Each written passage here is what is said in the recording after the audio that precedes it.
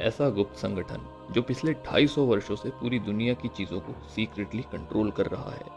ऐसे लोग जिन्होंने भगवान को मानना छोड़कर शैतान को पूजना शुरू कर दिया है। आज के ज़माने में भी पैसे के लिए अपनी आत्मा शैतान को बेचकर तमाम गलत कामों को अंजाम देना और पूरी दुनिया पर राज करना, यही इन लोगों का एकमात्र मिशन है। इस मिशन का नाम है द न्यू वर्ल्ड ऑर्डर। इस ऑर्गेनाइजेशन को हमेशा से ही बड़े और लालची पॉलिटिशियंस, इन्फ्लुएंसर्स, सेलिब्रिटीज और पावरफुल लोगों का समर्थन भी प्राप्त है, और समय समय पर इसके सपोर्टर्स इस संस्था के लोगों को अपने हाथों से रिप्रेजेंट भी करते हैं। ट्रायंगल में घिरी एक आंख जो कि सभी पर निगरानी और कंट्रोल करने का इशारा है। जी हाँ, हम बात कर रहे हैं इल्यूमिनाटी के बारे में। Evil classmate. दोस्तों, इल्यूमिनाटी एक लैटिन भाषा का शब्द है। अरे यार, ये एडिटिंग में मजाक नहीं यार। जिसका मतलब है कि ज्ञानी, प्रकाशित या फिर एनलाइटेंड। अब इस शब्द की जरूरत कैसे पैदा हुई यह समझते हैं।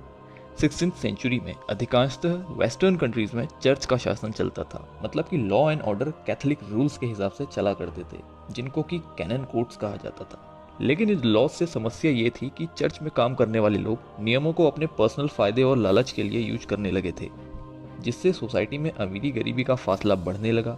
कट्टरपंथी और अंधविश्वास इतना ज्यादा था कि कोई भी इन नियमों के खिलाफ अगर आवाज उठाए तो इसका मतलब था कि वो धर्म के खिलाफ आवाज उठा रहा है, और आवाज उठाने वाले की चीखें निकलना तय था। इससे गरीबी, अशिक्षा, भूखमरी, अंधविश्वास बढ़ता चला गया। गरीबों का दबान और अमीरों का उत्थान होता चला गया।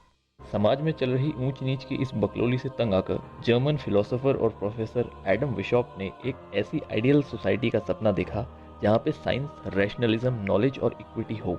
यही ड्रीम पूरा करने के लिए एडम विशॉप ने 1 मई 1776 में अपने 4 स्टूडेंट्स के साथ मिलकर चर्च और स्टेट और समाज से छिपकर एक सीक्रेट ग्रुप बनाया, जिसे शुरुआत में द परफेक्टिबलिस्ट्स कहा गया, लेकिन बाद में यानी कि 1 अप्रैल 1778 में इसे इल्यूमिनाटी नाम दे दिया गया।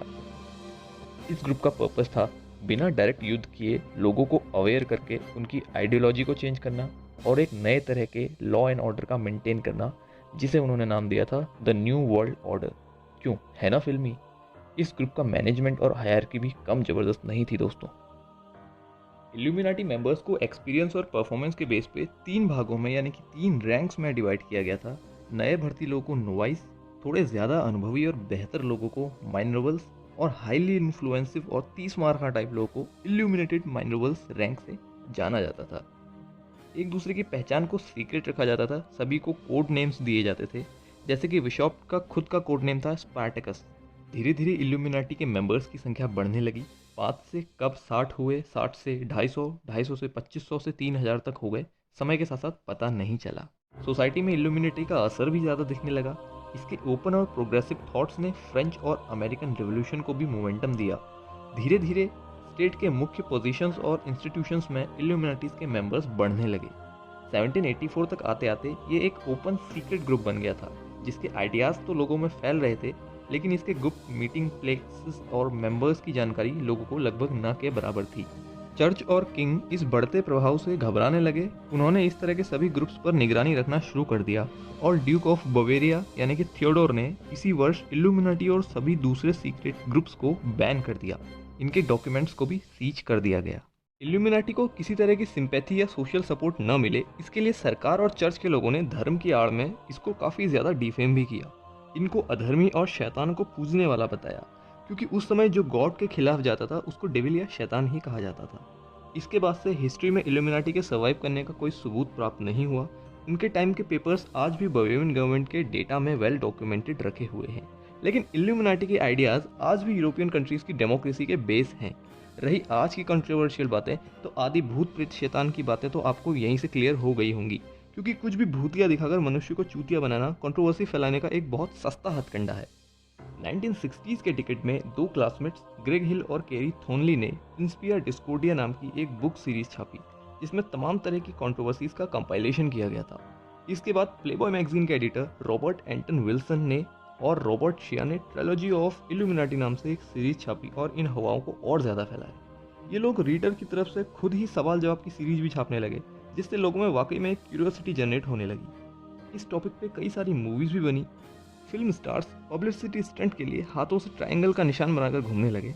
पॉलिटिशियंस और सेलिब्रिटीज को लेकर भी तमाम तरह की कंट्रोवर्शियल स्टोरीज की झड़ी सी लगने लगी और मनोरंजन के चक्कर में जनता चूतिया बनती चली गई। ऐसे में गैंग्स ऑफ वसेपुर के श्री रामाधर जी का एक कालजयी डायलॉग सत्य ही साबित होता है। कि साला हिंदुस्तान में जब तक सलीमा है लोग चूतिया बनते रहेंगे। इन सब ने एक अच्छे मिशन वाले इल्यूमिनाटी को विलन बनाकर रख दिया। दोस्तों, कुछ एविडेंस हैं जो कि इल्यूमिनाटी के होने का भूत उतार देते हैं। सबसे पहला है नो हिस्टियोग्राफिक एविडेंस। इल्यूमिनाटी के एक बार डिसॉल्व होने के बाद उसके बाद से कोई भी हिस्टियोग्राफिक एविडेंस नहीं मिलता कि उन लोगों ने सर्वाइव किया। अगर इल्यूमिनाटी होता तो इन 250 सालों में से एक बार भी कोई विभीषण तो निकलता, जबकि CIA जैसी गुप्त संस्था तक से ऐसे ऐसे विभीषण निकले हैं। अभी तक कभी भी किसी भी वेबसाइट में, जैसे कि एनोनिमस है या विकीलीक्स है, कोई भी इस तरह का दावा या फिर कोई भी इस तरह का खुलासा नहीं हुआ, जो कि अपने आप में एक काफ़ी ज़्यादा डिसअपॉइंटिंग बात है। तीसरा आर्गुमेंट है ग्लोबल पॉलिटिक्स। यहाँ एक कंट्री अपनी इंच भर जमीन किसी दूसरे को नहीं देती। यूक्रेन के नाटो में शामिल होने की बात से रशिया ने एटॉमिक वार करने तक की धमकी दे डाली है। क्या ये किसी भूतिया या खुफिया को अपने ऊपर राज करने देंगे? रशिया से बड़ा खुफिया कौन है जिसका प्रेसिडेंट की सही संपत्ति का तक आज तक आकलन नहीं हो पाया? चौथा पॉइंट है एक अकेला संगठन, इतनी सारी कंट्रीज, पॉलिटिकल और रिलीजियस आइडियोलॉजीज, इतने सारी आइडियोलॉजीज को ख़त्म करना और उन पर राज करना पॉसिबल भी है? आपकी इस पर क्या राय है, ये प्लीज़ कमेंट कीजिए। आशा की जाती है कि इल्यूमिनाटी पे बना यह इन्फॉर्मेशन आपको काफ़ी कैड़ा लगा होगा। फिर मुलाकात होगी। Till then keep watching evil classmate. एक और बात, अगर यह देखकर थोड़ी सी शर्म आ रही है तो इस बटन को ठोक डालो। Thank you.